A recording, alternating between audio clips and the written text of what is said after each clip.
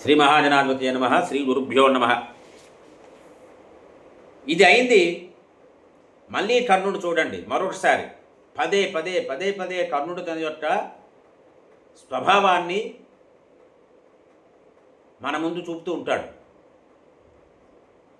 కర్ణుడు అంటున్నాడు, మనుష్యుల్లో చాలా అందంగా ఉండేటువంటి స్త్రీలందరినీ గురించి విన్నాను నేను, కానీ వాళ్ళలో ఎవరు కూడా ఈ ద్రౌపది ఏ విధంగా కార్యసాధన చేసిందో అలా కార్యసాధన చేసినట్టు నేను వెళ్ళలేదు అన్నాడు.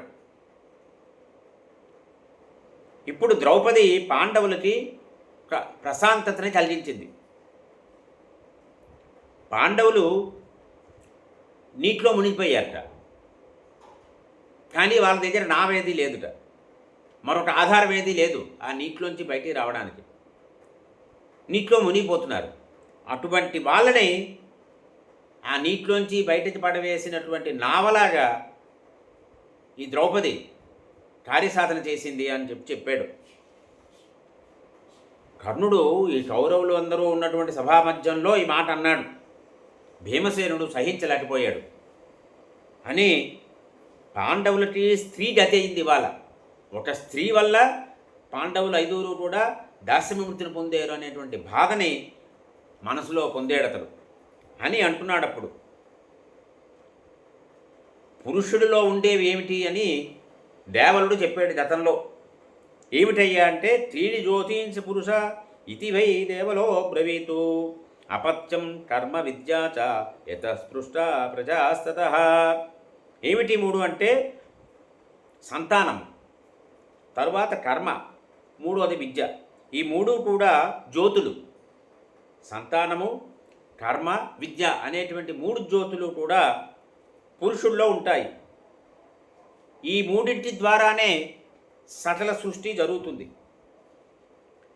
ఈ శరీరం ఏమవుతుందంటే ప్రాణరహితమై అపవిత్రమైంది అనుకోండి, అప్పుడు జ్ఞాతులందరూ కూడా దాన్ని వదిలేస్తారు.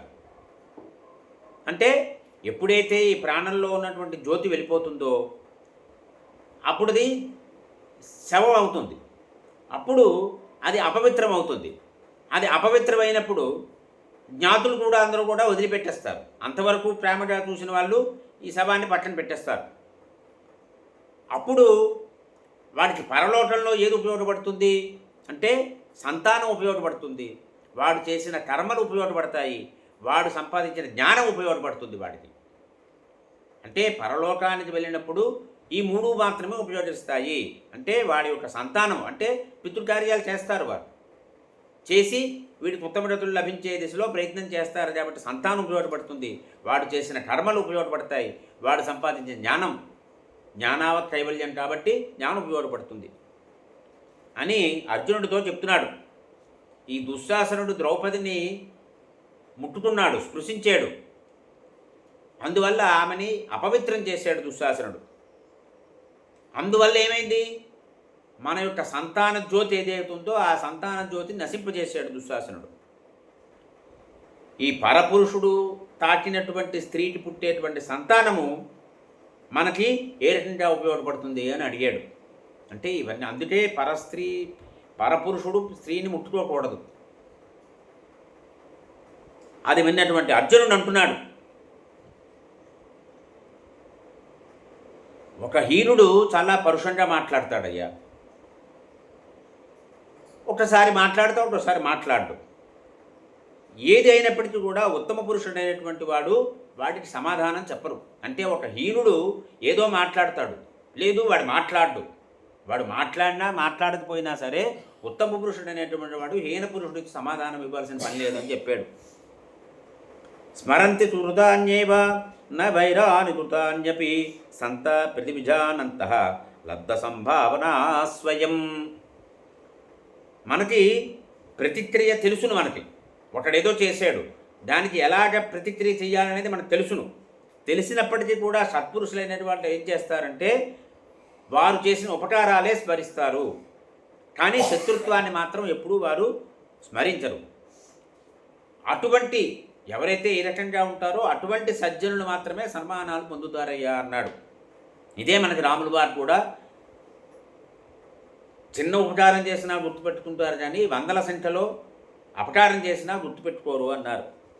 అది విన్నప్పుడు భీముడు అంటున్నాడు ధర్మరాజుతో, మహారాజా, ఇక్కడ ఉన్నటువంటి శత్రువులందరినీ కూడా నేను సంహరిస్తాను, ఒక్క సమూలంగా అందరినీ కూడా నాశనం చేసేస్తాను.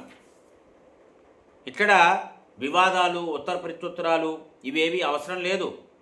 ఈరోజే ఇక్కడే అందరినీ సంహరిస్తాను, ఈ భూమిని మొత్తం కూడా నువ్వే పాలించు అన్నాడు. భీముడి రకంగా నలుగురు సోదరులతో కలిసి ఇలా మాట్లాడుతుంటే ఎలా ఉన్నాడయ్యా అంటే, మృగాల మధ్యలో నిల్చున్నటువంటి సింహంలా కనిపిస్తున్నాడు భీముడు. పదే పదే శత్రువుల వైపు కోపంగా చూస్తున్నాడు. అర్జునుడు భీముడిని శాంతింపచేస్తున్నాడు.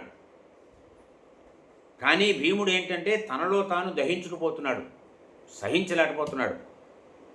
ఆ సమయంలో ఈ భీముడు యొక్క కర్ణరంధ్రాల నుంచి, రోమకోపాల నుంచి కూడా పొగ వచ్చేస్తోంది. రవ్వలతో కూడినటువంటి అగ్ని కూడా వెలువడిందిట. అంటే అంత కోపంతో రగిలిపోతున్నాడు. అతని దేహం నుంచి అగ్ని వెలువడుతోంది. ముఖం ఎవ్వరు కూడా చూడడాన్ని సాహసించలేకపోయారు. ఎలా ఉన్నాడంటే యుగాంతకాలే సంప్రాప్తే కృతాన్యస్తేవ రూపిణః, అంటే ప్రళయకాలంలో యముడు ఎలా ఉంటాడో, యమధర్మరాజు అలా ఉన్నాడు భీముడు అక్కడ. అప్పుడు ధర్మరాజు ఒక్కసారి పట్టుకున్నాడు భీముడిని, ఓ చేత్తో ఆపాడు. ఆపి, నాయనా వద్దు నాయనా, శాంతంగా ఉండు, శాంతంగా ఉండు అని చెప్పాడు. కోపంతో కళ్ళు ఎర్రగా ఉన్నటువంటి భీముడు ఒక్కసారి ధర్మరాజు చెప్పగానే శాంతించాడు. ఆ తరువాత ధర్మరాజు చేతులు జోడించి ధృతరాష్ట్రుడి దగ్గరికి వెళ్ళి మాట్లాడుతున్నాడు.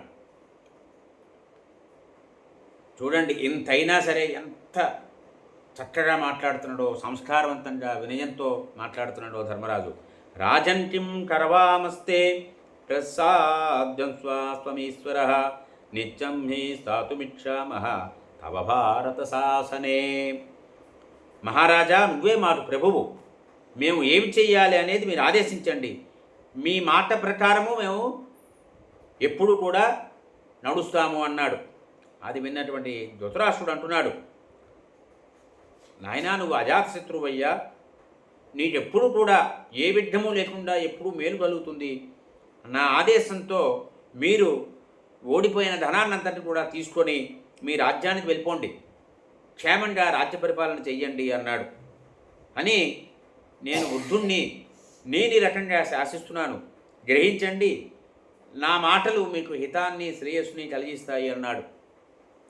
నీకు ధర్మ సూక్ష్మాలన్నీ తెలుసునయ్యా, నేత్వత్వం తాత ధర్మానాం గతిం సూక్ష్మా యుధిష్ఠిరా, నీకు ధర్మము ధర్మ సూక్ష్మాలన్నీ తెలుసును యుధిష్ఠిరా, నువ్వు చాలా వినయశీలుడివి, పెద్దలందరినీ కూడా ఎప్పుడూ సేవించేటువంటి స్వభావం ఉన్నటువంటి వాడివయ్యా అన్నాడు.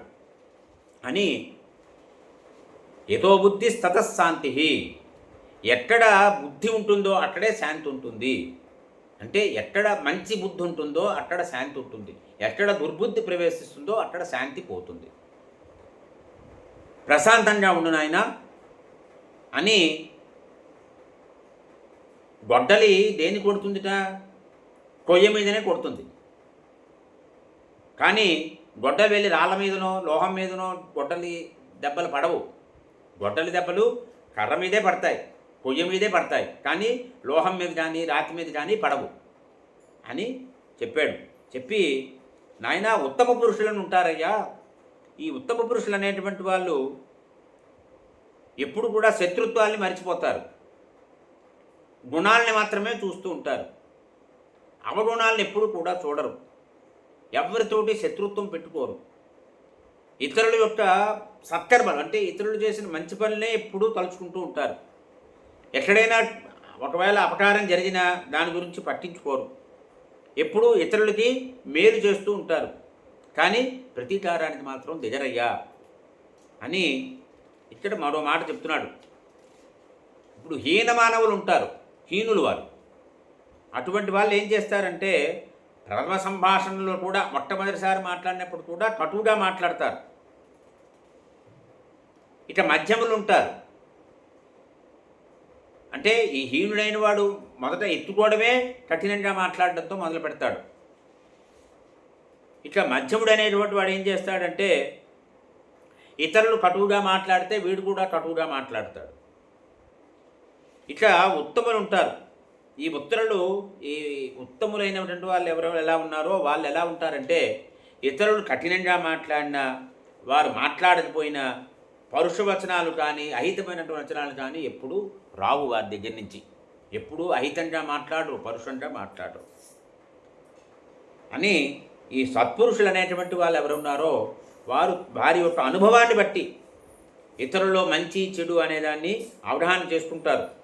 చేసుకొని మంచి పనులు మాత్రమే గుర్తుపెట్టుకుంటారు, చెడ్డ పనులు మాత్రం ఎప్పుడూ గుర్తుపెట్టుకోరు అని ఈ సజ్జనులైన వాళ్ళు ఎలా ఉంటారంటే పెద్దలు ఏవైతే హద్దులు ఏర్పాటు చేస్తారో ఆ హద్దులను ఎప్పుడు కూడా అతిక్రమించరయ్యా. అందువల్లే ఈ సజ్జనులైనటువంటి వారి యొక్క దర్శనము అందరికీ కూడా ఆనందాన్ని కలిగిస్తుంది. ఈ కౌరవులు పాండవులు అందరిలోని కూడా నువ్వే చాలా పెద్ద మనిషిలా ప్రవర్తించేవయ్యా, సజ్జనుడిలా ప్రవర్తించేవయ్యా అని. నాయన, దుర్యోధనుడు చాలా కఠినంగా ప్రవర్తించాడు, నువ్వు ఇవన్నీ కూడా మనసులో పెట్టుకోవద్దు. గుణగ్రాహివయ్యి మంచి గుణాన్ని మాత్రమే గ్రహిస్తూ మీ అమ్మ అయినటువంటి గాంధారిని, గుడ్డివాణ్ణి ముసలివాణ్ణి అయినటువంటి నీ తండ్రి అయినటువంటి నన్ను మనసులో పెట్టుకోవయ్యా అని కోరాడు ధృతరాష్ట్రుడు. అని మిత్రులందరూ ఒకసారి కలుస్తారు, కుమారులందట బలాబలాలన్నీ చూసేటువంటి అవకాశం వస్తుంది అని ఆలోచించి నేను జూదాన్ని జరపడానికి అనుమతి ఇచ్చానయ్యా. అయితే ఆ జూదాన్ని ఆపే ప్రయత్నం నేను చెయ్యలేదు. నువ్వు పాలకుడివి, సర్వశాస్త్రాలు తెలిసినటువంటి వాడివి. ఇక నువ్వు పాలకుడుగా ఉంటూ సకల శాస్త్రాలు తెలిసి ధర్మాలన్నీ తెలిసినటువంటి విదురుడు మంత్రిగా ఉండగా ఈ కురువంశం ఎప్పుడు కూడా ఉత్తమంగా ఉంటుందయ్యా, ఎప్పుడూ బాధపడాల్సిన అవసరం ఉండదు అన్నాడు. అని నీలో ధర్మం ఉన్నది, అర్జునుడిలో ధైర్యం ఉన్నది, భీముల్లో పరాక్రమం ఉంది, నకుల సహదేవుల్లో శ్రద్ధ గురు శుశ్రూష ఉన్నాయి. అందువల్ల నీకెప్పుడు మేలు కలుగుతుందయ్యా. నువ్వు ఖాండ ప్రస్థానానికి వెళ్ళు. ఈ దుర్యోధనాది సోదరులు ఎవరో ఉన్నారో వారితోటి నువ్వు సఖ్యతగా ఉండవలసింది అని ధర్మేతే దీయతామనః. ఇది ధృతరాష్ట్రుడు ఇచ్చిన సందేశం. ధర్మం మీద మాత్రమే మనసుని పెట్టుకో అని చెప్పాడు. మనసుని ఎప్పుడు కూడా ధర్మం మీదే నిలపాలి. ఈ రకంగా చెప్పాడు. చెప్పిన తర్వాత ధర్మరాజు పెద్దలందరి యొక్క అనుమతి తీసుకున్నాడు. అనుమతి తీసుకొని అక్కడి నుంచి ఖాండవ ప్రస్థానానికి బయలుదేరారు పాండవులు. మేఘాలలా ధ్వనించేటువంటి రథాల మీద ద్రౌపదితో పాటు కూర్చొని వారందరూ కూడా అక్కడి నుంచి వారి రాజధానికి బయలుదేరారు. స్వస్తి.